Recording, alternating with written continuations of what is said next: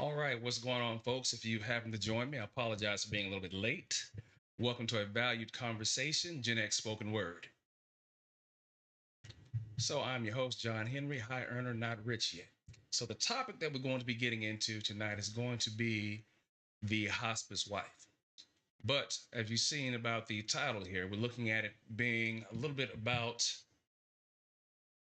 life in itself here. We're talking about widowhood. We're looking at the end of life when we're talking about hospice care. But what I've noticed here is that we've got a certain sector of woman who seems to once again want to demonize older men for particular behaviors. And in this instance, we're talking about older men who are seen as being, um, for lack of a better word, creepers for the most part, that are tricking women, that are preying on them, that are actually taking advantage of women in their youth. But the trick here is that we're not talking about 20, 25-year-old women. We're talking about 40-year-old women who are marrying older men. And these older men are called, um, uh, again, they're called creepers for the most part. In one instance, you have the creator of the term hospice wife, calling men Lolas. Yeah, excuse me. Yeah, so you're talking about something that has been put together to disparage a man. A Lola is the legacy of low achieving man or low achieving men, however you want to look at this. So I'll tell you what we're going to do rather than me get further into this on my own. Let's get this started. But before I do, let me check a few things off to the side here.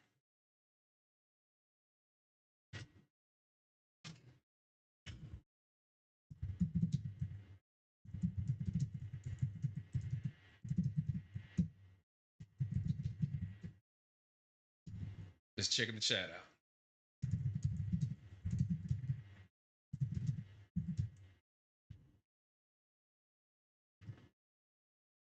All right, it is live. All we need are a few folks to join.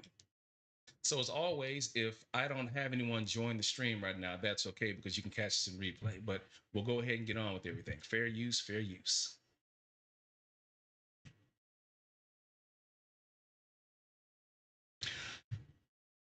All right, so first up, we have Tony D. Now, I'm not a big follower per se of Tony D in and of itself, but Tony D has a podcast. You can see her numbers here. And I believe this video is about maybe 2 or 3 years old, but she had a guest that came on. And somewhere in the conversation, she decided to go ahead and start telling her about the the hospice wife. All right, so fair use, fair use. Let's see if we can get something out of this. If you can't hear anything, I'll go back and start it over again. Just make sure if there's anyone who jumps in the chat, say so. Otherwise, you just have to endure this through the replay. Fair use, fair use. When they get to 50, they start falling apart. I found out just by doing this podcast. There's this term called hospice wife. So, right. So I'll give you how it is. Hospice wife. So a hospice wife, basically a man above 50, marries a woman. Finally, he's been playing the field for 50 years, and now he's ready to get married. His body is falling apart. He's got hypertension. He's got diabetes, heart issues, the whole nine. And now he's ready to get married and settle down. So now he marries a woman maybe 10 years younger or maybe in the same age group. And now he's marrying her, but only for him to have someone to take care of him in his later years. So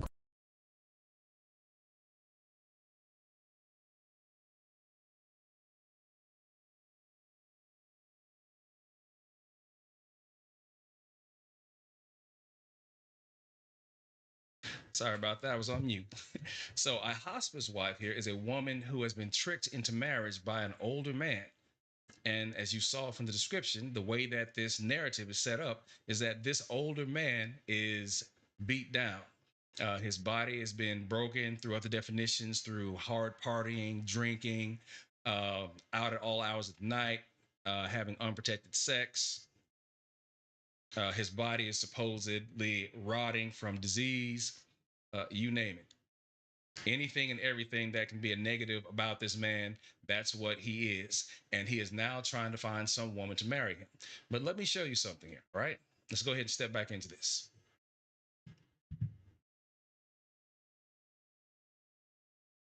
This is a full picture of Tony D. Now, obviously, if you can tell by the odd angle here, there's been some photoshopping going on, but we won't get into that. But I want you to take a good look at Miss D here. So obviously, she is a certain age, like most of us. But also, if you take a look here, there is an issue of weight that we can see that if a man were to make some type of statement about that, he's going to get flown on by somebody. But a man can be judged by his appearance, by whatever he owns, his assets, you name it. It's all fair game. But again, I just want you to take a look at Miss Tony D here. Now let's go back and let's play this video again. Fair use, fair use. It's a group of men. When they get to 50, they start falling apart. I found out just by doing this podcast. There's this term called Hospice Wife.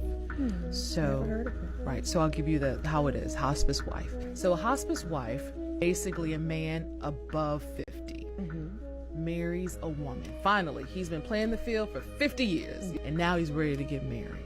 His body is falling apart. He's got hypertension. He's got diabetes, heart issues, the whole nine. And now he's ready to get married and settle down. So now he marries a woman maybe 10 years younger, or maybe in the same age group. And now he's marrying her, but only for him to have someone to take care of him in his later years. So it's a group of men. When they get to 50, they start falling apart. All right, you heard that, right? Hypertension, diabetes, heart condition. Now, does she not sound like she could be a perfect match for this guy? Seriously, does she not sound like she'd be a perfect match if we're talking about the possible conditions here of diabetes, heart problems, hypertension, high blood pressure, you name it. There even is definition where they start talking about the guy possibly having cancer or hidden illnesses that he never disclosed to her. So as a result, if she gets trapped into marrying him, all of a sudden, hey, let me tell you about a pre-existing medical condition I have. I meant to tell you earlier, but it slipped my mind. So in essence, the older man in this instance is made out to be some type of scallywag for the most part. A guy who has no honor. He is trifling for the most part. And that's the way that he is presented. So if you hear anything or see anything on social media regarding a hospice wife having to be stuck caring for an older man who wanted a caretaker, don't expect there to be any type of positive vibes about this guy. He is the absolute worst person if you have them tell it, to the point of even unaliving, as people like to say now, which is death. Still, let's go ahead and get back to this. Fair use.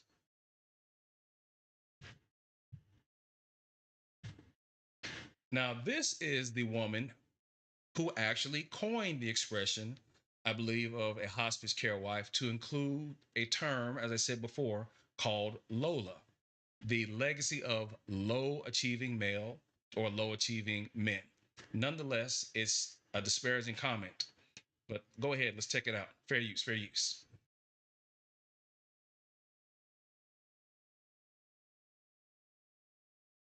On that sister or that colleague I told you about that married the LOLA, the legacy of low achievement man, who I believe is looking for a hospice care wife. So she is a retiring educator, and just out of the blue, someone that she went to school with back in the 70s just called her up and said, or found her on social media and said, hey, the Lord told me to marry you. And so he lives across the state and they got married.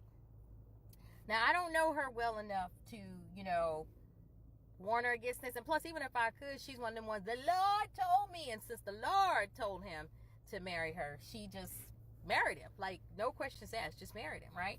So, as I mentioned, he said he has a construction company. He's in his 70s. He has a construction company, and he's going to move the construction company from across state to the state that we live in and start it there. And after she got married, she's decided to retire. Now, He was supposed to move his company, and the update I got today is that he decided he's going to retire too. But before he's retiring, he just went and bought 2 brand new trucks.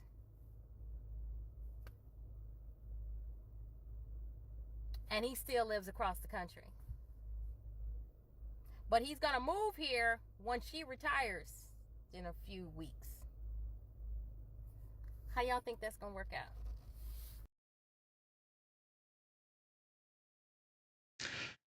All right, so going into it, once again, we've got the negative disparage. LOLA, legacy of low achieving man. Now, as I said before, if you take a look at this woman,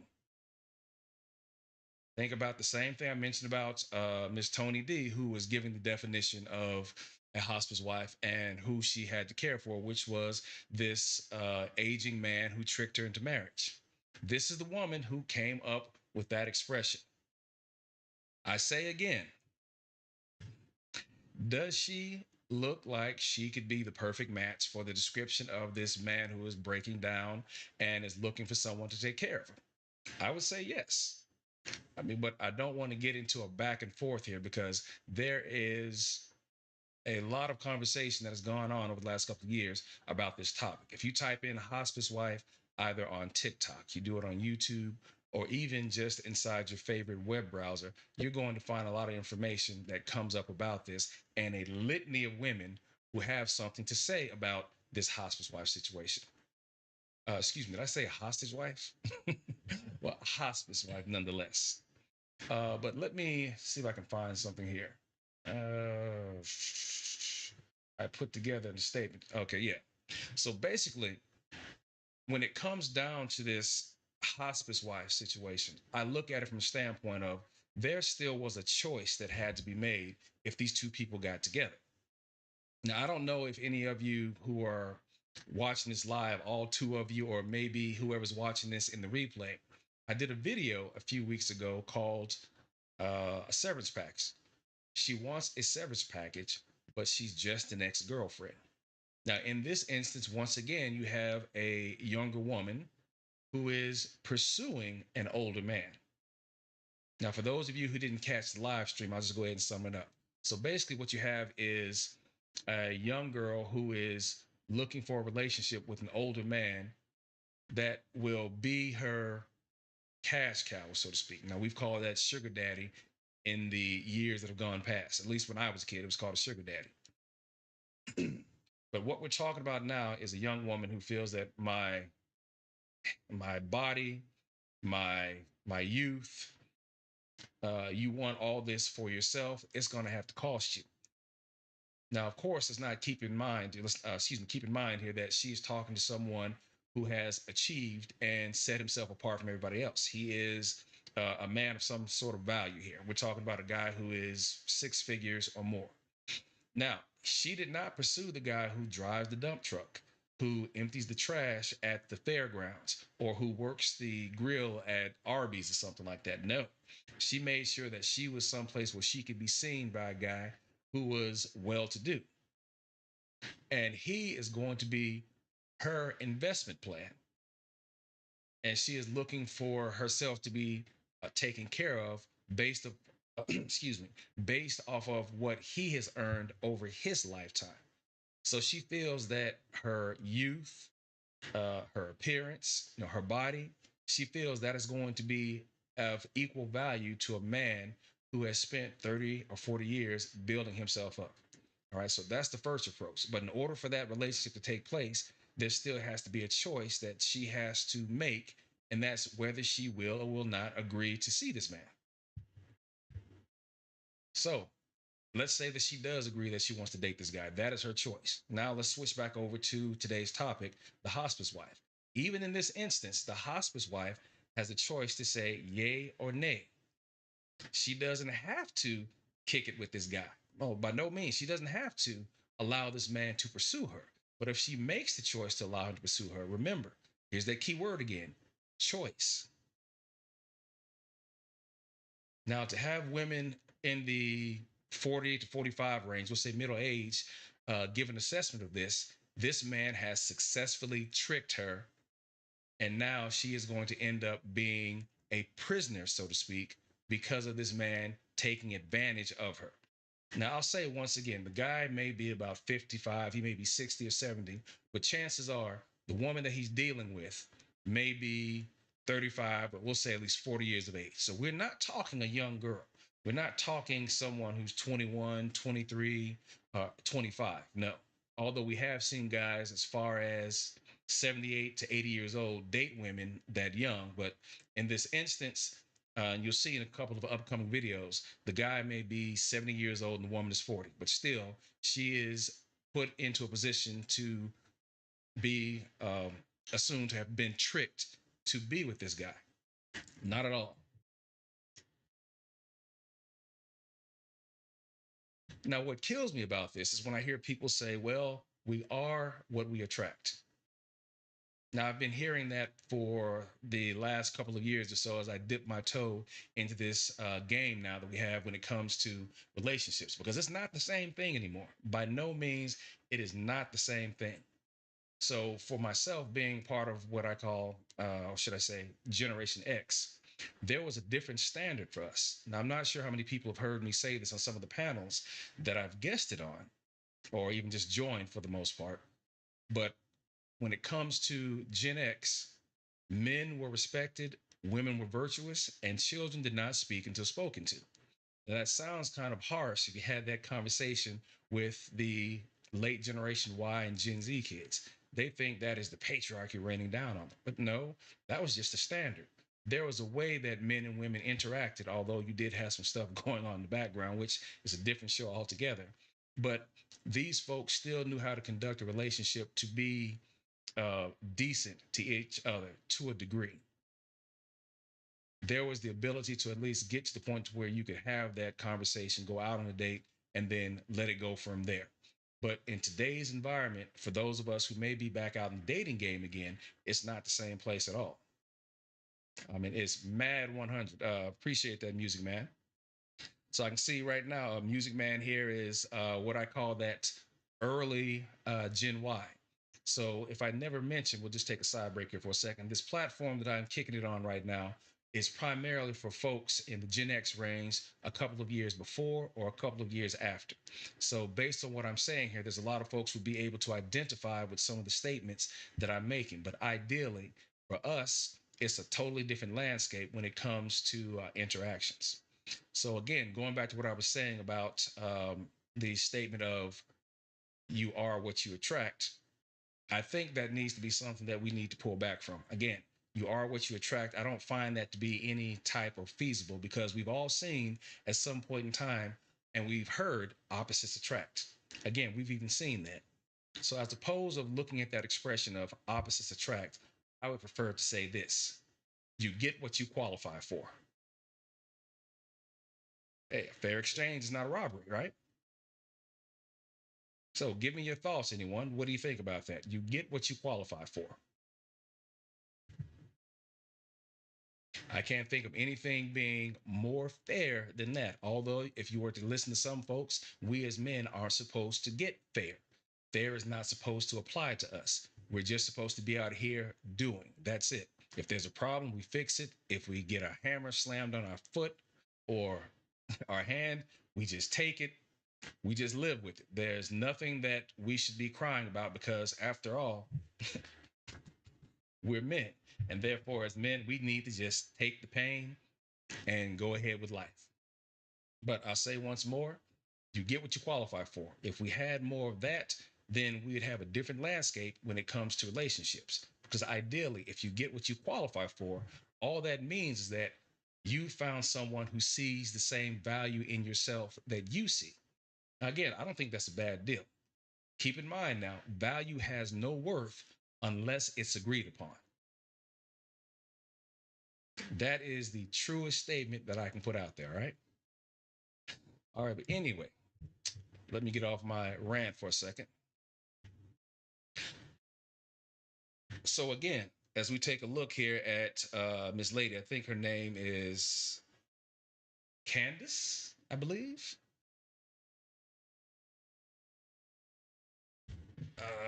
Yes, Candace. see if I can find some more information here. But nonetheless, this whole idea of a hospice care wife thing is centered around a lot of videos, and you can find more of her giving her opinion on this and more commentary. Matter of fact, she's even spawned a few women who've gotten in the act as well about talking about hospice care wives and these Lolas, as they want to say. Again, this is a term she coined, LOLA, legacy of low achieving men. All right, let's get a good shot of that face here, right? Get a good long look. So the whole issue of hospice is what I'm going to focus on right about now. So we know that hospice is generally what we see when people are reaching the last stage of life. So let me scoot back over here to the top. So there's a statement that's made about folks in hospice, and if they've been married for a long time, one dies before the other, and then sooner or later, the other spouse follows, or the surviving spouse follows. So what's the name of that? Well, there is an actual name. It's called the widowhood effect. So what is it? The widowhood effect is a phenomenon in which older people who have lost a spouse have an increased risk of dying themselves.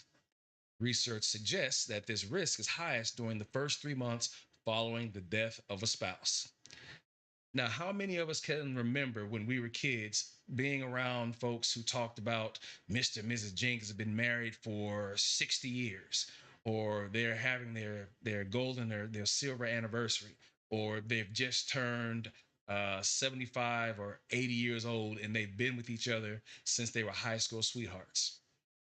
Now, that is a story to hear, right? Now, here's what I want you to take a quick listen to or peek. A 2014 study published in the Journal of Public Health found that people whose spouses had just died had a 66% increased chance of dying within the first 3 months following their spouse's death. Now, this is an updated article as of the 25th of February of 2024. So death is pretty much a constant, right? So there's not too much here that we would expect to be changed from it. But when you start looking at who's affected about it, one of the things that you're going to hear when it comes down to the hospice wife is that the man that she's taking care of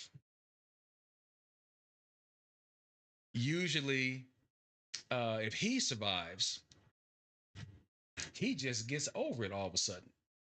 So the narrative is that if the husband survives and the wife dies, he just more or less either does one of two things. He just forgets about her and he goes back out and gets right back on the saddle. And it's not as if she had ever spent any time with him, to which now all of her remaining or living friends are saying, he treated her so bad. Oh, he just kept her inside. He wouldn't let her do anything. He had her pinned down. Now, all this type of contentiousness, this disagreeability, this is what you would probably hear if you were to talk to women in particular circles nowadays who adhere to this LOLA type thinking. Now, if I haven't made this known here, I've got a few definitions that go along with some of the ideas that I have. But I will say this for the women who run in these circles, and you're going to see a few more here, maybe one in particular that's going to get on your nerves, like listening to a shrew. But the phrase that I coined is hyena. Yes, I said it. And if you know anything about the male or the female hyena, she is the top of the food chain inside of the pack. So if there are any male children, they are at the bottom. So the hyena pack is run by females for the most part. So when I go to some of these chat rooms, or if I'm on some of these panels and you hear that aggressive, over talking, pushy female who has no man in her life, but she's talked about, she's gone out, she's got her education, I've got my house, I've got my car, I don't need a man, you guys are here, and I'll show you my time if I feel that I have it, otherwise, hey, just live with it. Okay, those are women who run in groups, all right, large groups. So I coined the phrase hyena. Hateful, yieldless, egotistical, nauseating, and adversarial. Now, again, that is not for all women. Absolutely not. It's not for all women. but I reserve that for that type of contentious, disagreeable, aggressive type of woman who seems to believe that she's a man. It's like, no, girl, you are not a dude. You are not supposed to be gauged by the same standards as me. So that's where we have this miscommunication. Yeah, that's right, Music Man. I said it. I'm not taking it back either. So we have to understand something. When we get into our relationship game, there are expectations. So what is it as an expectation we as men will look at from a woman? Feminine, fit, friendly, fertile, if she is of age. Now, again, you're going to hear some things that I say right now that may cross some ideologies here, all right? But not everybody is going to make a statement that is just inside of a vacuum or a container. These are statements that are shared throughout, so you may hear some things that are familiar. So once again, feminine, fit, friendly, fertile, uh, cooperative, agreeable, shows discretion, shows discernment. Also, she is capable of bringing peace, which is a big thing. Now, for her to bring that into the relationship, as a man, I've got to have something that I can exchange with her also. So, what is it going to be for men? We need to bring focus, guidance, security, stability, uh, discipline, direction, masculinity, knowledge, and we'll also say care and protection. That is something that as a man, I need to have set and ready to go if I'm looking at establishing a relationship with someone, or if I've made it known to a particular woman, hey, you're the one I'm checking out, and we start having those type of conversations. Now, it's probably not going to happen within the first 2, 3, 4 dates or so, but that's something that should be in the back of your mind as a man if you're going to present yourself, if you're looking for something to be exchanged in return with a woman. Now, the thing here is that out of everything that I've listed for men and women, there has to be something that allows us to meet in the middle. So we'll say the best part of her, which is peace. If she brings peace, and as a man, I bring care and I bring protection, those two things together should equal into mutuality. By us establishing that level of mutuality, we can move into that last point. All right, so I'm just going to break it off right here because, again, that was a different topic altogether, but I just wanted to go ahead and make mention of that. Now, looking back over here, when we're looking at the widowhood effect, what's something that we don't really take into consideration in our youth? And what we don't think about in our youth is the time that we have that some point in time will come to an end. There's an upcoming show that a partner and I are looking at having. I may try and get some panelists in there, depending upon who's interested. The show is going to be called Recognizing the Changes in Seasons. Now, when I say the seasons, what I'm talking about is going to be the period of life that we all go through. And I break it down into spring, summer, fall, and winter. But hang on for a second. I'll get back to that in a moment. So again, going back to widowhood here. If we look at it, let's start from here. I'm not going to read the whole thing, but I'm going to point out a few things. Although previous research had reported that men face a greater risk than women of dying soon after a spouse, the 2014 study found equal chances for men and women, meaning that both of them, whoever is the surviving spouse, may die within a few short months after their spouse dies. Here, I think it even follows up and says so. It also found that after the first 3 months, there was still a 15% increased chance of dying for the surviving spouse. So if we scroll down here, let's take a look at this. Men tend to experience worse outcomes when their spouse dies abruptly because they lose their primary source of social support. Women appear to experience worse outcomes when a lengthy illness precedes their partner's death due to chronic stress of caregiving and worry.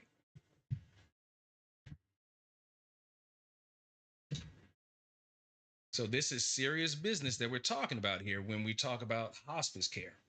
Now, if you can tell from this hospice wife narrative, it's been made into some type of antagonistic form of life that a woman is leading. Because remember, by the basics of the hospice wife narrative, she was tricked into this life.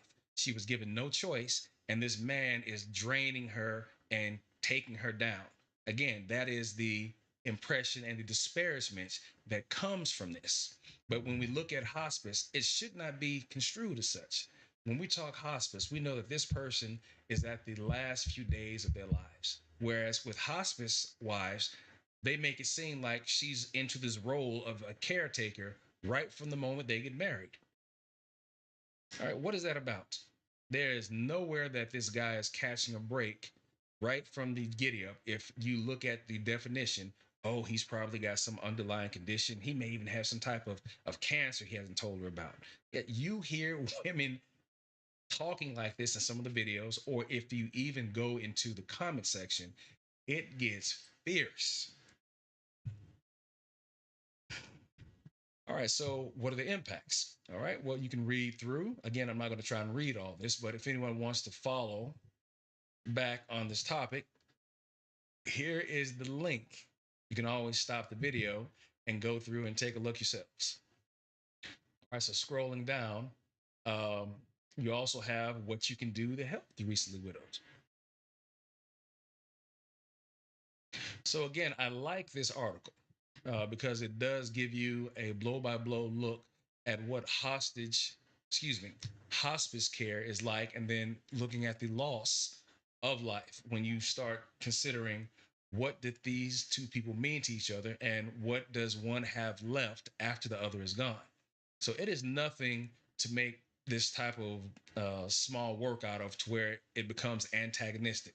Girl, don't marry an older man. He's just trying to trick you to get you to care for him. But the narrative that I'm listening to seems to fall on the lines that she's okay. She is not going to fall sick, or at least she believes she's not going to fall sick. She's going to be all right. So therefore, if anyone ends up in hospice care, it will be him, not her. So I look at this as being the sentiment being expressed by certain women is that uh, they're playing the odds that they'll live longer than their partner. And the vanity is that it never dawns upon her that she could be the one who goes first. Bottom line, the loss of a spouse can be devastating and disorienting. You can feel lost and empty without your life partner. Grief and stress can affect the physical and emotional well being of the surviving spouse, and the experience of widowhood may alter your life expectancy. The first few months after a loss are the most critical, and you may need support to help you through transition. Self care is important to make sure you stay healthy as you adjust to your new life. Now, of course, there's always therapy that could be or should be suggested to assist someone going through that transition of losing someone that they've been with for 30 or more years, if you're lucky enough to live that long with someone. All right, so I did say I would go back to that concept of recognizing the changes of seasons. So if we look at seasons, let's look at it from a standpoint of spring, summer, fall, and winter. So throughout our lives, we know that there's 4 seasons depending upon where you live, right? So if you get all 4 seasons, then you can identify with that. So when I speak of that, let's say that from birth to 25 years of age, that's spring. From 26 up until 50, that's summer. From 51 to 75, that's fall. And then from 76 onward, that's your winter. Now, go ahead, take a minute and think about that, all right? Just take a minute before I comment further.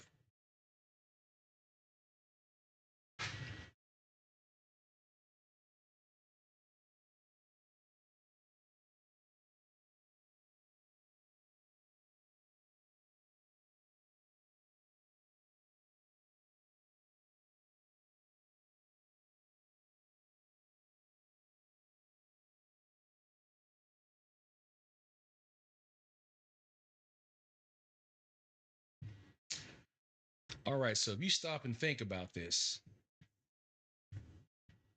if you have parents that are still alive, how long have they been together? Now think about that for a second. We're talking again the 4 phases here: spring, summer, fall, and winter. So in spring, when we're born, we're brand new. We learn how to speak. We learn how to walk. We learn certain phrases that shouldn't be said. Potty training, the whole nine. But from birth to 25, that's where we initially get our feelers into place, where we start learning some type of socialization. We learn skills of, we'll call it deception. Whereas when we're young, we have no filter. But as we get older, if something is not right, where we know someone's breath smells, per se, we may not say anything, but we may, put our hands up, or we may back away. We'll do a whole bunch of things rather than telling that person what we really feel. So spring is exciting and hysterical depending on where you are. So I'll give you an example. I've got a twin brother. When we were kids, there was a time, now I barely remember the act, but I was there. I remember aspects of it. I remember my mother talking about this. My brother and I had to be about maybe 5 or 6 years old. And we had gone to church one Sunday. And because we were the twins, we were the thing, so to speak. We were the interest that everybody had at that point in time in our little town. So the woman that I remember, she would come to church and she was always decked out. She'd have her white heels on, her white skirt, matching jacket, a white purse, white pearls, and some type of white hat that had, like the mesh, whatever, on it. And they were standing there talking, my mother and this woman. And then this woman, I guess she leans over to say something to my brother. My brother stands there and he goes, "Your breath stinks." All right, again, children, raw and unfiltered. I can't remember what much else happened at that point in time, but somewhere along the way, I remember when we got back home, my mother was on the phone talking to someone, then talking to my grandmother. But the key here is that there is no filter. And again, this is spring, birth until 25. There are certain things you haven't learned just yet. She walked us over later on that afternoon to go and apologize. Yeah, I don't know why I had to go. I didn't say shit. Excuse me, I didn't say anything, but I had to go nonetheless. So we both ended up going over there. And I remember being in her house. It was like, and my mother looked over and saw me and stopped me from whatever it was she thought I was going to do. But I do remember there was sort of like a smell there, like, oh, wow. Even to this day, right now, I can remember it. But before any other harm took place, my mother stepped in. But be that as it may, again, that's what you get in spring, where you are learning the steps. And then, of course, we transition from spring into summer. Now, some people may have gotten married in the springtime, and then they transitioned over into the summer. And they were able to maintain that marriage from 25 up to 50. And then maybe some were not, like myself. But the aspect that I'm putting down here, because I don't want to go too far into that, is that we need to take a look at these particular seasons in our life. And I thought about that specifically when the concept of, again, the hospice wife came up, and then looking at, again, information regarding widowhood effect. So when I get into this show, I will get a little bit deeper into it. I don't want to spoil it right now, but again, I just want to set you guys up for what's coming. And again, that's reflecting on the changes in season. All right, spring, summer, fall, and winter. All right, so moving on. Let's do this. Now, this video right here, I think I mentioned earlier about a shrill sounding voice that'll just drive you nuts. Now, this is a woman here who has taken fully into the hospice wife narrative, to where she has just got nothing good to say about older men, despite being an older woman herself. Now, keynote, I'm going to let you know right now, this woman is, when you see her, she is, as she said in another video, about 45 or 46 years old. And she completely endorses, embraces, and can't wait to tell people about hospice wives. So it's a short video here. So I'm going to do what I can to try and get through this because this girl is just talking all types of out of the side of her neck. All right. Fair use, fair use. Also, please let me know in the chat if anyone's following if the sound is good. If you can hear me, put a 1 in the chat. If you can also hear the video well, put a 2 in the chat. If you can't hear anything at all, let me see a 3. Otherwise, fair use. Here we go.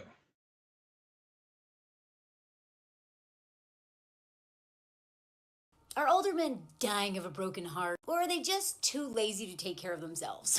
Like, I never thought about it that way. I was doing a live with one of my mutuals. I'm going to tag her.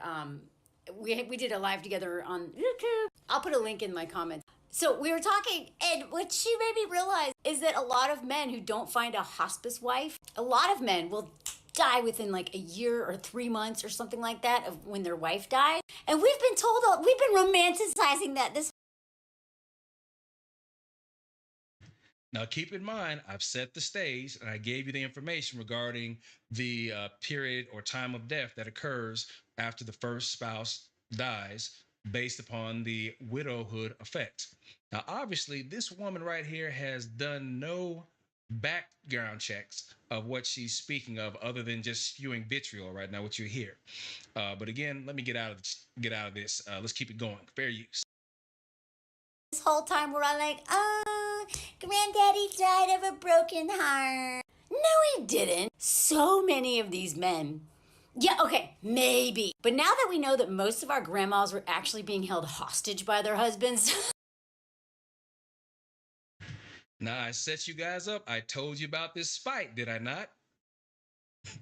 Did I not tell you that there are women out here who would claim that men were holding women hostage? Now, you've heard her say right here, most of our grandmas are actually being held hostage by their husbands. What the F? Where do you get this mess from? So my thing is not to go back and forth with middle-aged women who either never had the opportunity or possibly missed the opportunity. But nonetheless, there is now this spewing of hatred for older men, for whatever reason it might be, that they're teaching the younger women. And you can find younger women in their chat co-signing on this. Oh yeah, I'm so glad that I found your channel to tell me about this so I can avoid this. So again, where are we going to get the relationship factor together if we have this type of mess being put out into the ether? And when I say put out into the ether, I need everyone who's listening, all 5 of you right now, and possibly whoever's looking at this in the replay. Eventually, whatever we put out in the ether is going to be inhaled by somebody else. One more time, and I don't mean to act like Dr. Umar, but again, whatever we say eventually that we put out into the ether is going to be inhaled by somebody else. So we need to watch what we say to and in front of people. All right. This is a perfect example because I'm not sure if she's considered how this is going to age some years down the road here with her talking negatively about hospice wives being prisoners when you have some people who take hospice very seriously, especially if there's a loved one that they've been with for all 4 seasons: spring, summer, fall, and winter. Just to jump back on seasons again, my parents have been together for all 4 seasons, at least for all of the seasons that I've lived thus far, which is spring, summer, and fall. All right, let's get back to it. Fair use. They really didn't. The only reason they didn't get divorced is because the law would not let them. My grandma was one of those. She had an affair with a neighbor for 20 years, had an illegitimate child, literally hated my grandpa, but he would not give her a divorce. And then he celebrated at her funeral, "I'm king of the mountain now!" So anyway, he did not die of a broken heart because as soon as she was in the ground, he started dating again, right? And then found himself a hospice wife. But so many men will die within 3 months of their wife dying. Why do you think that is? Is it really a broken heart? Again, maybe. But Oops, hey, pardon the audio here, folks. I forgot to mute here. So let me back this up for a second. We'll try this again.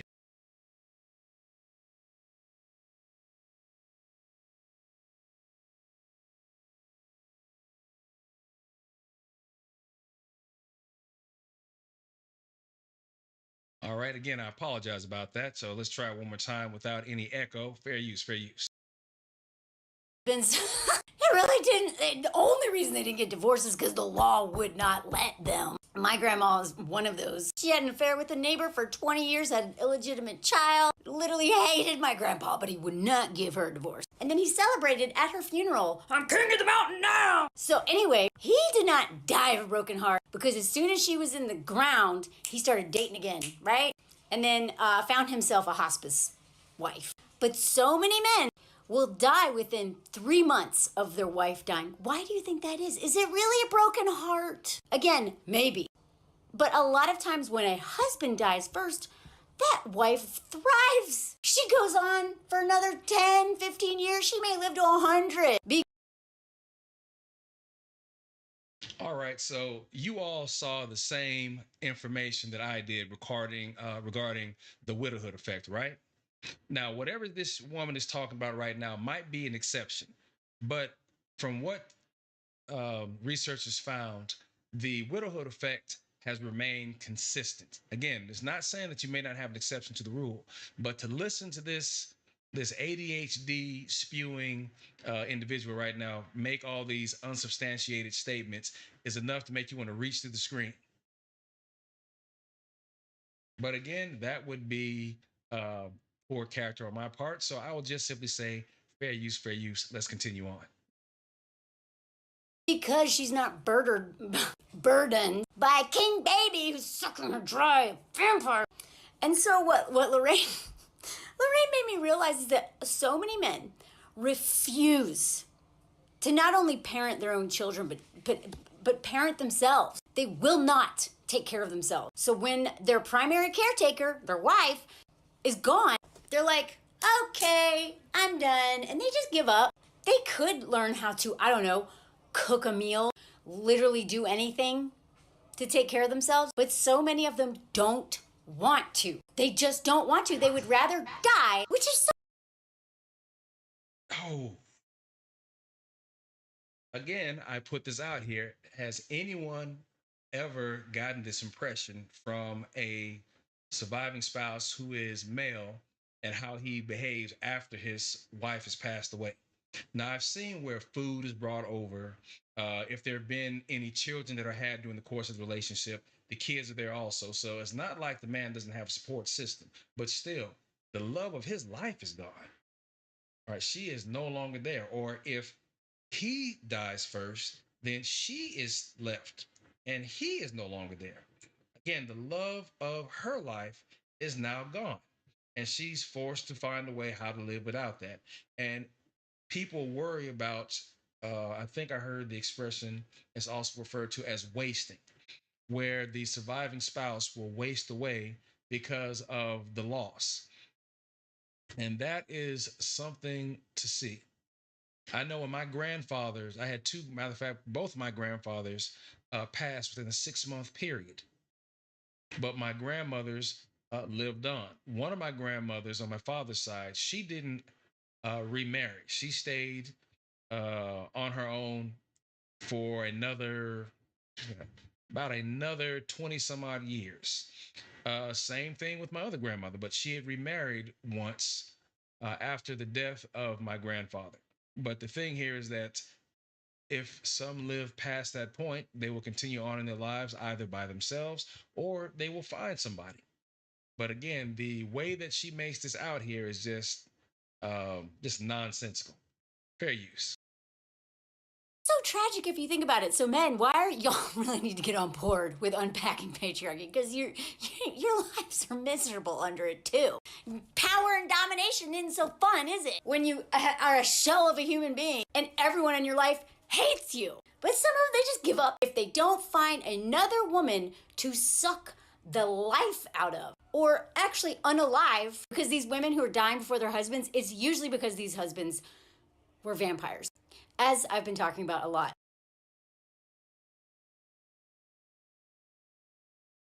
Goddamn. Vampires? I mean, what? Yeah, man. I really thought that she had been on speed, or she was on speed and drinking and then got a hold of some crack cocaine, something. I mean, this is absolute madness. And by the way, I just slid down here in the chat, Music Man. Yeah, she did say that her grandmother gave another man a baby. Do you see how this girl is just off the walls, just back and forth, like she's been on some type of some speed or whatnot? Heck, if I were her grandfather, I'd be, yeah, go take her, man. You can have her for a little bit. Can you could you imagine putting up with something like this in your house? Yeah, Music Man. I'm with you on that, man. The wasting away effect. I recall many times throughout the 20 years I was in the military where there were people in my organizations as I went through for 20 years here and there who talked about when the mother or the father died, and they were all concerned, and this is the surviving children, on whether or not the remaining parent would make it the next couple of months without the other spouse. So that's a scary thing to think of. Now, one of the things that I will touch on when we get into my next stream again, when we're reflecting on the years, is looking at those of us who are single right now who may have been married but are now divorced, or who were married and no longer are married but may have had children. So now you've got to consider, what do you do if a new relationship comes up? So there's financial planning, there's wills or things like that. So I'm going to hopefully have some people who will be a part of the conversation to discuss those things. All right. But we're just about done with this shrew's voice. Fair use. Lately in my videos, they don't have to lift a finger to unalive you. Inflammation, high cortisol levels, all that stuff, that'll do the trick. So that's why, like, please, we just have to, like, it's not helping. It is not helping anyone. It's not helping you to stay with these men. It's not even helping them. Nobody is winning under this system in terms of, like, happiness, right?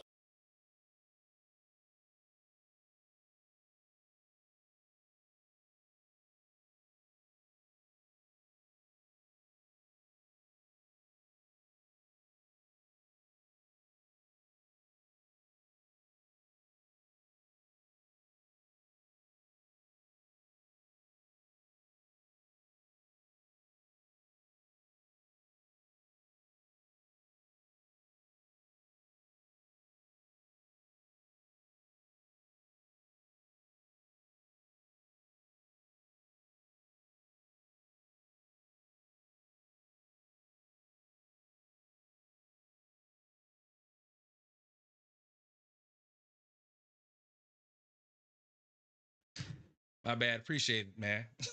Ooh, so let me back up again. Thanks for that. So what I was saying here is that that woman's voice, man, just for her to sit here and just go off the way that she did for almost, oh, just a second. Am I still on mute? Here's just a second.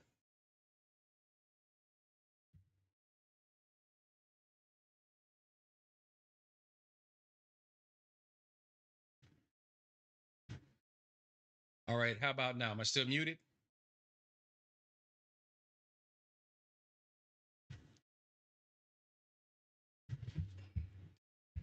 So I'm not sure what just happened. Stand by.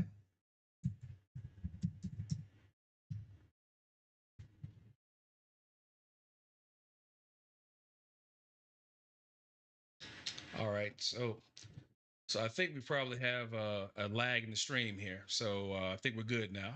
All right. So as I was saying, the problem that we have here is that we've got women who have no respect for hospice. And because of the fact that we've got this term hospice wife that's been created, it is pretty much like a pin the tail on the donkey. It's something to laugh at and laugh at these men, but not realizing that the women who are with these men may see it differently. So the whole point of being a caretaker is not left just to the man, but again, what if she is sick first? Now that's a consideration that's not being given here. All right, so that being said, let's go ahead and I can jump into the next video here. So fair use, fair use. Now, as I said before, I'm not going to play the full 39 minutes. So I'm going to go to some of the parts here to where it was just outlandish behavior from her again.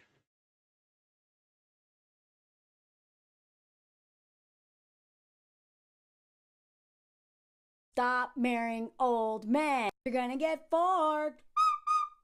I think one of the most dangerous things to women right now, especially women in their 30s, 40s, 50s, and even 60s, maybe even older, is older men looking for a hospice wife. Candace Kelly came up with that term. Follow her if you're not already. I'm going to tag her. This is one of the biggest threats to women's financial security out there. Seriously. This. Okay, so can you tell we're already started out in the wrong direction at 140 miles an hour from zero?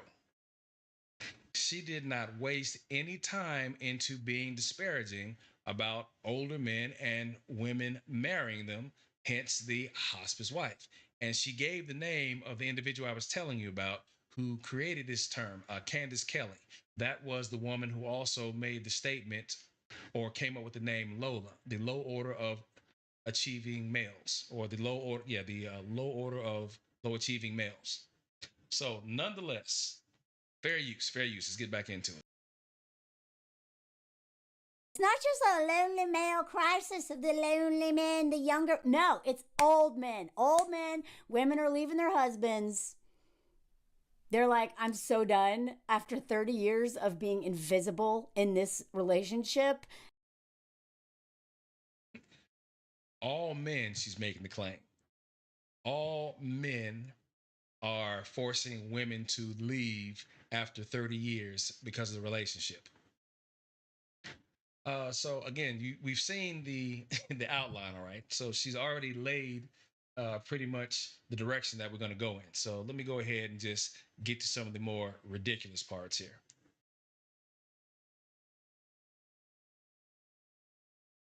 So we just started out right here. So I believe this is in the area where she makes the statement that all men are predators or so forth, but fair use, fair use. Drunk. I'm being ridiculous. I know that. But also, I do not trust men. I assume they're a predator until proven otherwise, and not living by that law rule has almost got me unalive too many times, y'all. So they. You heard that, right? I'm not the only person who heard her say that. I assume all men are predators until proven otherwise. Now, keep in mind, as I said before, she is not the only woman who prescribes to this particular doctrine. She believes it through and through. You can't tell her any different. And she just said so, and she will continue to say so. Fair use. Had some beers, turned in. The next morning, as promised, he served her a birthday breakfast on steroids along with mimosa. Get her drunk. Now, if you're wondering what she's referring to, what she's talking about here is this article where there was a young woman who went on a staycation inside of her local area.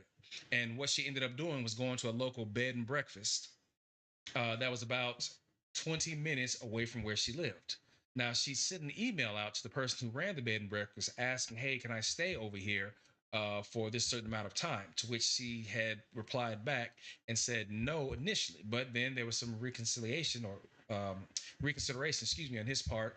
And he said, sure, you can come and stay.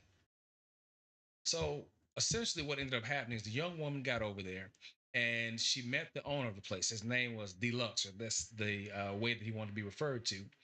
But he was staying in the house. Now, Miss Crazy Legs over here was saying, why would he be in the house if she's going to be on a staycation? It's an Airbnb. But what was not given consideration to is that he was preparing the meals for everyone. So he was running that Airbnb. Plus, he had a pizza parlor someplace else. So the guy was a retiree, but he was still active. He was about 70 years old, and the young woman here is about 40. So they ended up getting into a relationship, but it just goes all types of sideways to hear her tell it. All right. So I tell you what, I'll let this run up until about, was this 13 minutes? We'll go up to the 15 10 mark. Drunk in the pool. Fair use. Fair then they use. swam the day away. You know what? If I was staying at an Airbnb and I wanted to be there, for myself, and then this old man who owns the house is swimming with me all day, I'd be pissed. Get out of here. I didn't come here to stay with you and swim with you and talk to you. I came here for a staycation and some, I know when you travel, you want to meet people. But what I would hate to stay at an Airbnb where an old man host who's flirting with me out of the gate won't leave the house and wants to hang out with me. She's paying to stay there, bro, not to keep your lonely butt company. Certainly don't want to be hanging out with a man in a swimsuit all day. Like, gross. I'd be so pissed if this man was like hanging out at home in his pool. God, is it just me? Or would you be like, what is this? I mean, like, she knows she may be hanging out with other guests. That's different. But this man lives there. And this is not couch surfing. That's the difference. Couch surfing, in couch surfing, the whole point is your host is supposed to talk to you and familiarize you with the area, and you exchange culture and sometimes language and food. And it's like traveling for the traveler, but for the person who lives there, it's like traveling without going anywhere. And it's a way to just kind of, pay it forward for all the people who've hosted you, right? And that's what couch surfing is about. What Airbnb is not supposed to be about is, hey, I'm here. Look at my house, hang out with me, talk to me, keep me company. That's why. And you talk about maddening. I can only imagine what it must be like being married to this gal. Yeah, man. So as I mentioned here before, again, I've skipped over a few parts just so we can get to the really crazy aspects of some of the things that she's saying. But she herself has said that she's 46 years of age and she's married. And she said that she married a French guy. De Barager, Poupou, Perrier, Pepe Le Pew, fromage, I don't know what the hell it would sound like having a conversation with dude, even though I lost my ability to speak French years ago. But nonetheless, I guess what I'm saying here is this dude putting up with this? Well, as of this video, he's still there. Matter of fact, she said that he was the one who gave her that flute that she was tooting on at the beginning of the video. So he must be putting up with this, because I couldn't imagine. No, man, it's just not happening. Everything from her is from a space of disparagement, disagreeableness, contentious energy, the whole nine about it. And yeah, I think that she might be on something as well, because I can't imagine anyone being strong like this. But yeah, she has a husband who tolerates this. All right? Fair use. When I traveled in my 30s alone, I started doing Airbnb instead of couch surfing. Because couch surfing sucks and I went corporate and blah, blah, blah. But also I paid so I don't have to talk to everybody. I'm sorry, I'm going off on this too much. Look at that. She knew every song I knew. Oh my God, what? Okay, so he graduated with a bachelor's degree in physical education from California State Polytechnic University in Pomona. He's a retired UPS driver in California. Why are you in Florida, bro? Where are you running from? California is a nice climate. I know it's expensive, but what are you doing in Florida? Her playlist was my playlist. Now, I don't know if you caught the part where she made the statement, oh, you moved from California to Florida? What are you doing in Florida? What are you running from? All right, so there's this insinuation now that she's making that he's running from something because he retired and moved to Florida. What are you running from? What are you running from? All of this nonsense, all this fantastical BS that she's just spewing out here. All right, fair use.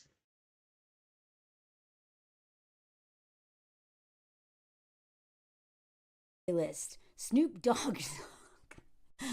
Oh, wait, 70-year-old man saying OMG and singing along to Snoop Dogg. I'm not saying, that's kind of funny and cute, but maybe a little weird. That afternoon, they had a first kiss. You should be reporting this dude. Why would she be reporting him? Again, just one ridiculous statement after the other. Reporting the guy for what?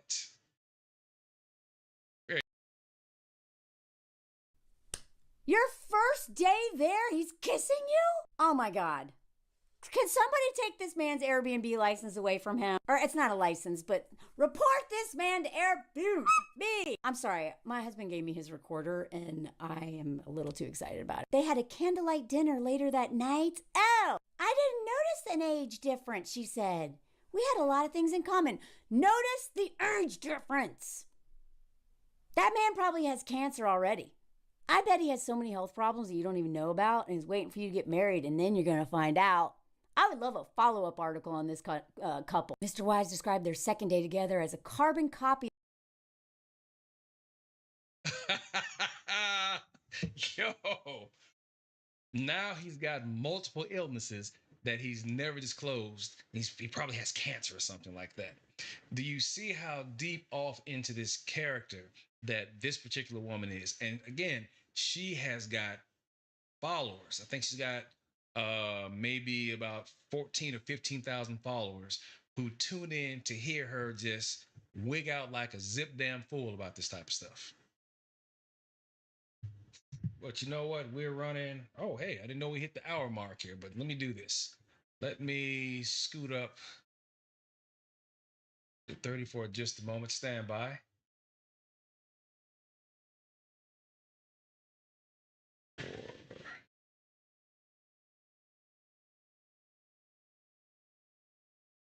Here we go. So she's at a point now here. Let me just get you down here because I've got you guys out here a little bit longer than I expected to, and I've got a couple other things I need to get prepared to for another show tomorrow. But believe it or not, she now says that she has advice. Mm-hmm. She's got advice for women. Check it out. Fair use. Ceremony. Like, I'm not saying, I know some people do this. I'm not saying that if this is what you did, it's bad. I am saying that I get a sense this was not her idea. Maybe it was, but I doubt it. Because you do not wear a dress like... Here, so let me back this up here just a little bit. Stand by.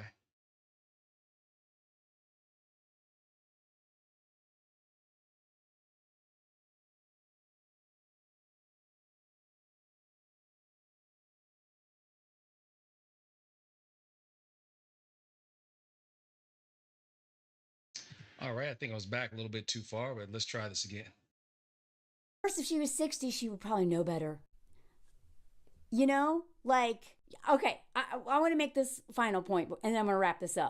I've said this before, that these like younger women who haven't learned through terrible experiences and a lot of trauma yet from men, a lot of younger women, and especially if they have issues with dad or mom or some sort of stuff in the family, a lot of times get tricked into these relationships just due to a lack of experience and a lack of education, which is why I make this content to help you see the ways men will trick you, because I had to learn the hard way and almost died, and I've seen what's happened to a lot of my friends and people I love.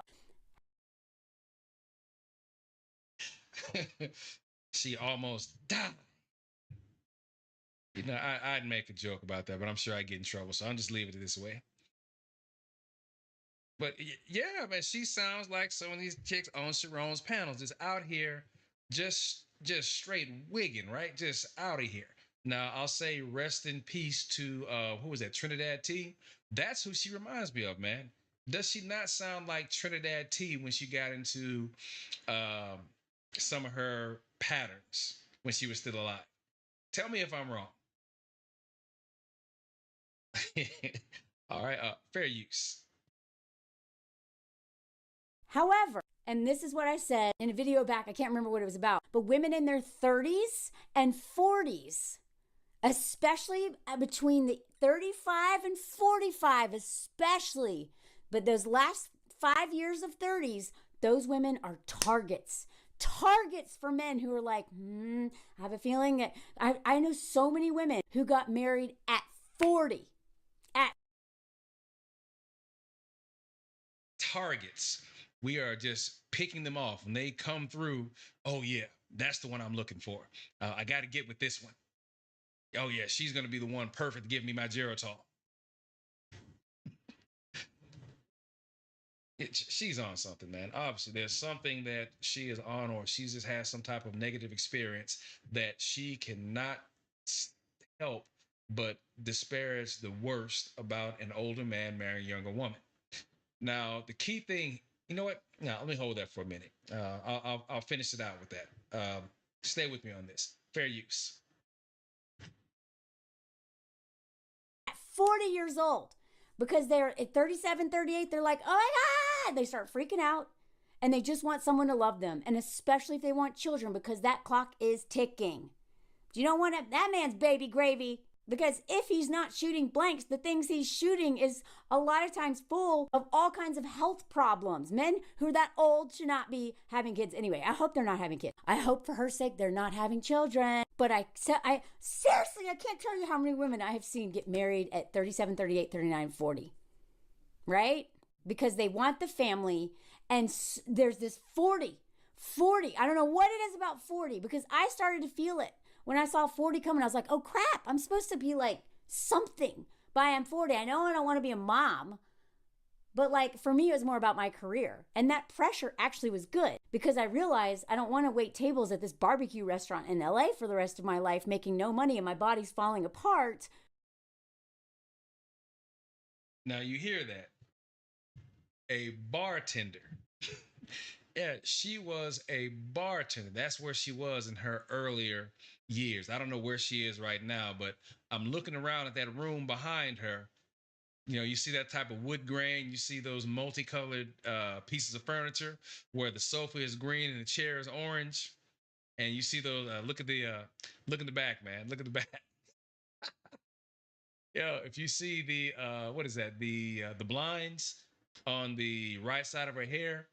Yeah, that seems to me like something is not going on where you've made some good decisions in your seasons. But we can clearly determine that based off of how she's talking, right? Fair use. Right? Maybe I don't need to be in LA. So I actually made changes towards my career that would push it forward some, in terms of like, maybe I don't need to be in this city to make it. And literally, like, what happened is my career took off as soon as I left the place that I had to be. So I do think 40 helps us reassess things. But what I hate that happens is a lot of women think, who really want families and want to be married, which is a very natural want for a lot of women, especially not just because of the way we're conditioned, but people want love, and that's normal. But we see 40, and if marriage is something you really wanted, be very careful, because between the ages of 37 and 40 is when women meet the worst men and marry the worst men, because they don't want to be single at 40. A lot of times it's about. Now, notice again, man, did you catch it how she talked about between their 30s and 40s, they marry the worst men because they don't want to be single? It was your choice. Oh, yeah, man, I saw that little closet in the background. That's how you know that's got to be a small place where there's not a lot of rent that's getting paid, or it's not too expensive to pay rent. But hey, she said that she was a bartender and also a server. So who knows? Maybe she's doing that at a larger establishment. Can't really tell, right? But anyway, man, she is not taking into account that a choice has been made. These women who are making these choices, no, she's not even looking at that. She's looking completely over that and instead disparaging the guy who these women are marrying. And honestly, I am pressed to believe that all these examples she's given have really ended up like this. I mean, if you were just having yourself be around people who make these type of bad decisions, shouldn't you change your friends? Yeah, you probably should. Fair use. Children, but a lot of times it's not. I've seen women who did not want children, who did not have children, marry trash. Or women who, a single mom friend of mine I know, married a man because she literally said, I don't want to be 40 and single. Married a man who had like 5 kids. She's paying for all of she's the breadwinner. Oh, and by the way, he's an addict, literal addict. Like this, I have so many examples from my life. So these men so many examples from her life. I say again, so many examples from her life. Girl, you are the cautionary tale of examples if you haven't thought about this. Just in the way she conducts herself in this particular podcast she's doing, there is a problem with how she does things. There's a problem with how she does things with others. But she feels that she needs to give advice to people. Damn, fair use. Target women who are in their mid 30s and maybe in their 40s, because a lot of times by 50, women who haven't gotten married yet are like, you know what, I'm doing fine, I don't need that, and I don't want to bury somebody and take care of someone. But women in their late 30s to early 40s, or even in their 30s in general, these men prey on their fear. They prey on their want for a family. They prey on patriarchal social conditioning that... Boom, there it was. The word patriarchy, or in this instance, patriarchal social conditioning. At some point in time, you know it's going to come down to the word patriarchy being mentioned somewhere. I had faith she was going to do it. I forgot that she did make mention of that. But you know that word patriarchy has got to be injected in there somewhere. And she found room to do it. There you go. We are losers if we're not married by 40. Please don't fall for it. If you're in this age group, you are actually, I believe, more vulnerable than even young women. Because young women at least know they have their whole life ahead of them, right? Whereas women in their mid-30s and in that range don't know if this is their last chance. And so we ignore red flags, massive red flags, and we let that conditioning, that voice, and any trauma and any daddy issues or anything that are still going on veto our intuition. But lest I remind you, men are always looking for wives at every age, no matter what you hear on these dumb podcasts. Because men are healthier with wives, wives are sicker with husbands. Unless you have one that is making your life easier and better over an extended period of time, not just in the beginning. He's going to unalive you, and he's going to thrive because they're parasites. And even if you have all the money... Whoa, all right, so put a 1 in the chat, even though it's just you and me here right now, Music Man. If you heard that bull, that he is going to unalive you. Men are healthier with women, and she made the statement that women are sicker with men. And then, of course, oh, well, he's going to unalive you. Yeah, let's just go ahead and get off of this one, man. Let me go ahead and finish this out. In the world, you're still going to suffer as a hospice wife. And even if you're not old, these men will let you nurse them through cancer and then leave you anyway. Please be careful.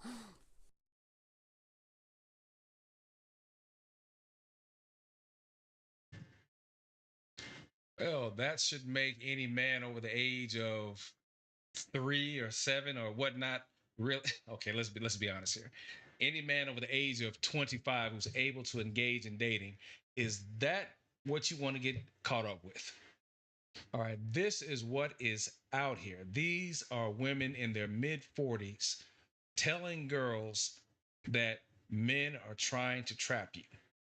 Now, I know that we've been on panels, and you've heard me on panels have these discussions about how we're perceived by women in our age group. And we're talking about the Gen X women, the folks who were there with us when a lot of this stuff first broke in. We're talking about the pill, the sexual revolution, the women's revolution for rights, things of that nature. All that came up and around when we were still growing up.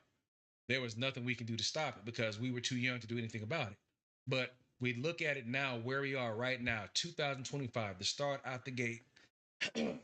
And we've got all this madness going on where we've got women saying that, oh, don't marry this older man.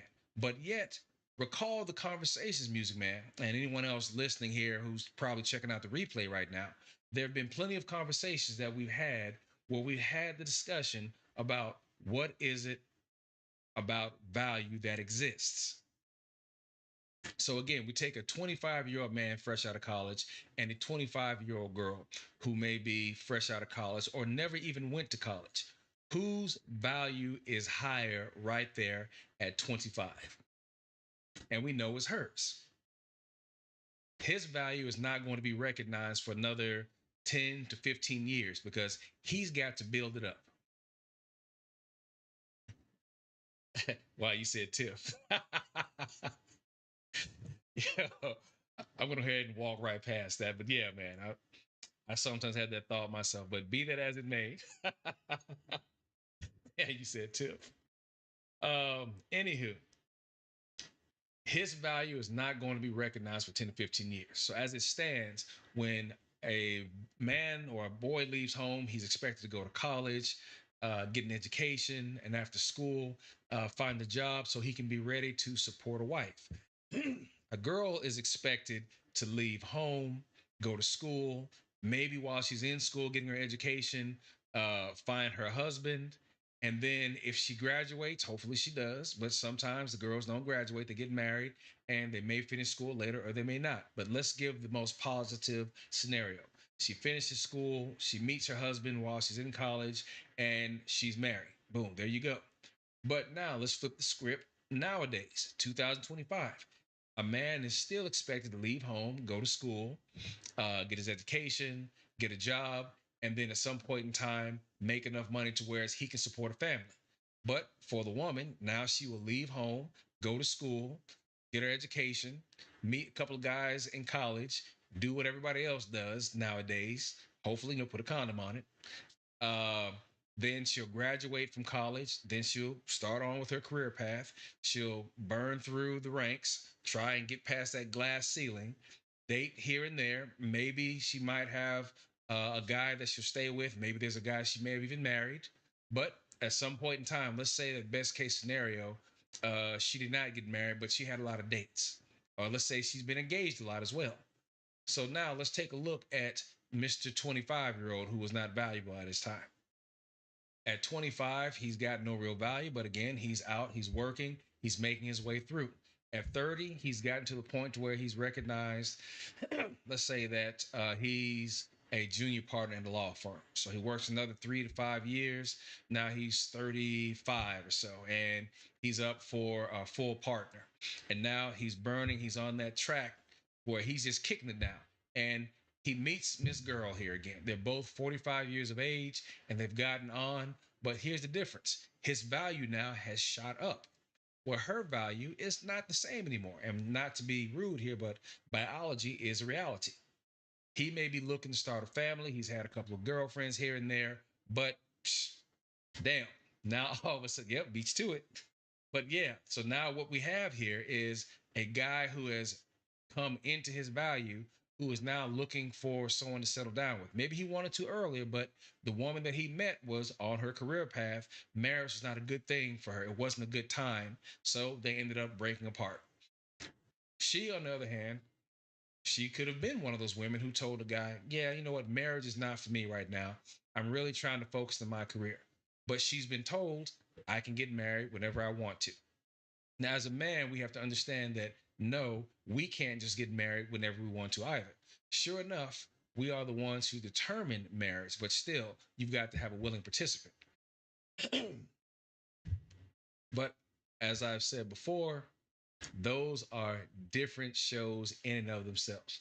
But the thing here is that when it comes to value, when these young girls, or let me stop this mess, when these women marry these older men, it is still a choice that they make. And somewhere along the way, this man had value to her, which is why she said yes. So let's not just brush that aside, that this guy trapped her and brought her into a relationship that now she's forced to live in and have sex with the neighbor for over 20 years and have an illegitimate child because of the fact that he won't give her divorce. Yeah, that was that craziness old girl was talking about, remember? But before we go any further into that, let's go ahead and start winding this down. But I've got a couple of definitions and points that I would like to make here. So check this out.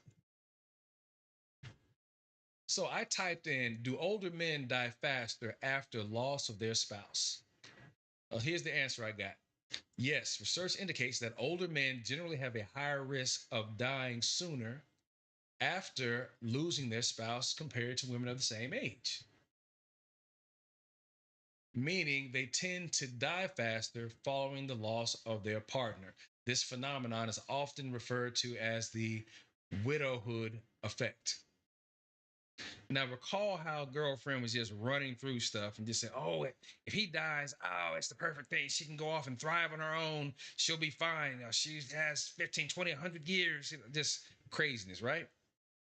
All right, so look at this next definition.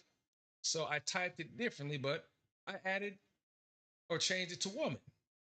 Do older women die faster after loss of their spouse? Answer, yes.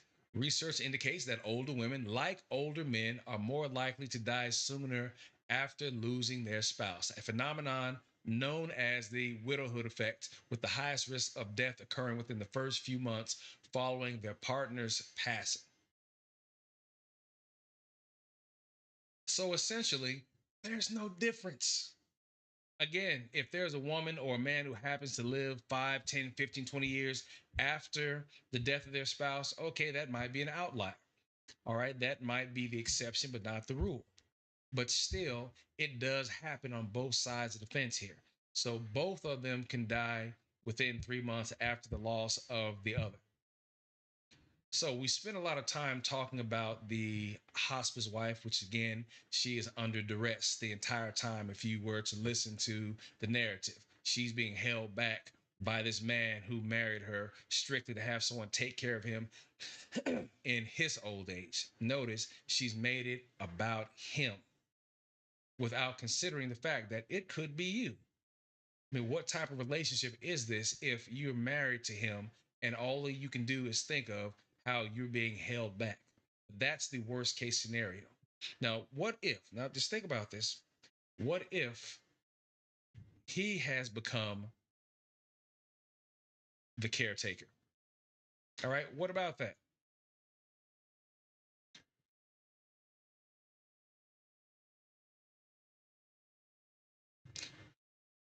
All right, so I typed in here caretaker husband.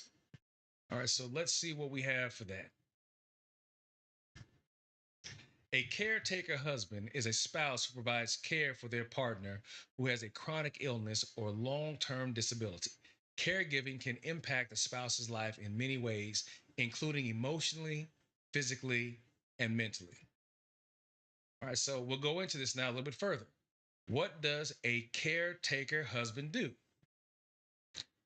Now, I want folks to take a look here that now we've got the shoe on the other foot. We are talking about the husband now taking care of the wife. Now, I did a quick search around on TikTok and also on YouTube. I couldn't find any videos where there were men who were saying that, oh, now I'm a hospice husband. Or I knew men who became hospice husbands. I can't find anything out there like that. Now, maybe I didn't look hard enough, but by all means, if anyone watching this happens to take a look, let me know if you find something like that, okay? Otherwise, you can see the things that a caretaker husband does. Look at this: personal care, bathing, hygiene, schedules, meals, cleaning the house, providing the companionship, um, helping cope, with the change. Because maybe we've had a spouse, she's had a life-threatening illness. Maybe she was in an accident to where she was paralyzed. So there's multiple things that could have happened here. But the thing I want to point out here is that you don't see this this venom, this vitriol being displayed that, oh, I can't understand how she let herself get roped into this. That man had her trapped for 20 years. You're not seeing that here from at least the definition of a caretaker husband. But let me show you this last thing here, all right? Fair use.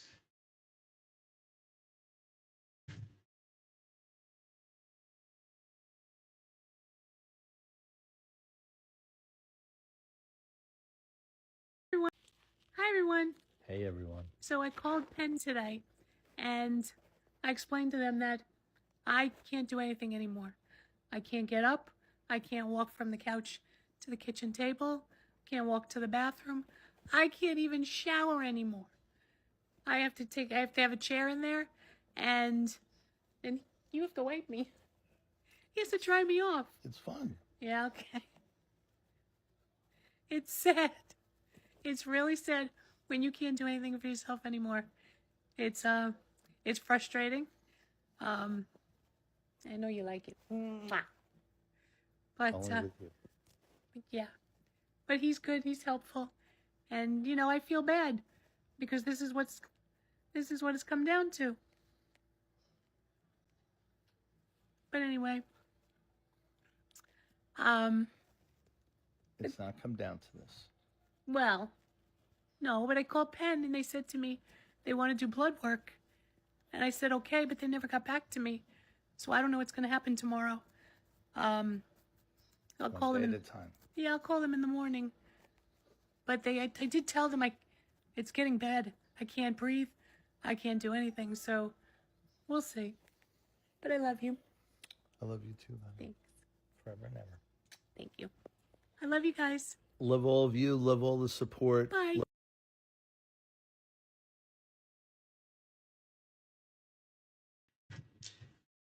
Forgive my language, but tell me that's not some good shit right there. Everyone, we're not going to talk about cancer I mean, today. tell but I wanna me show if you that is something not some good really stuff, special right? to me. And it's my daughter. I can't think of a better way that life, if you make it that far and you know that it's going to end, that you've got somebody standing there ready to be there until that last breath. I've heard my parents talk about being with people in their last breaths, and I can't imagine that. I've never seen that. I've always been most folks who go to the wake, you see the body, you remember the life that person lived, you remember the things that you've done with that individual. But just seeing the way that the two of them care about each other and he's still there, I didn't hear any regret in his voice. And there are plenty of other videos of caretaker husbands who are doing this type of thing. All right. They are there. They're there being what they're supposed to be. That spouse, that mate. All right, folks. Well, I appreciate those of you who are checking this out in the replay. And Music Man, thank you again, man, for being the one person to ride shotgun with me for this whole deal. Stay tuned, man. I'm going to have some more stuff going on here pretty shortly. I'm also going to have a DJ. That's right. I'm going to have DJ Touch who's going to ride shotgun here with me down the road once we get it set up. So we may have some music in the background. We'll start the show off with sit down, have a conversation. Then Touch may get up and then kick it off with some more R&B, some hip hop from the 90s. Because again, this is a value conversation, Generation X. So that was what was grooving back in the days for us. The 90s were it for R&B, hip hop, and house. So again, I'm hoping that when I get a DJ here to instill in here, we're going to do a few things and add to the process. So we're a little thin right now, but we're going to go ahead and build it up. Again, appreciate it for anyone who watched live. Music Man, that's you. Thanks much. I'm hoping that anyone who's sitting here watching at home in replay will come back and join me again. But before I get out of here, let's me go ahead and make this statement. Find somebody who knows somebody to tell you about what's going on right here. If you like it, let me know. Subscribe if you do. And by all means, bring folks back if this is what you're looking for, all right? Thanks for watching. Appreciate you.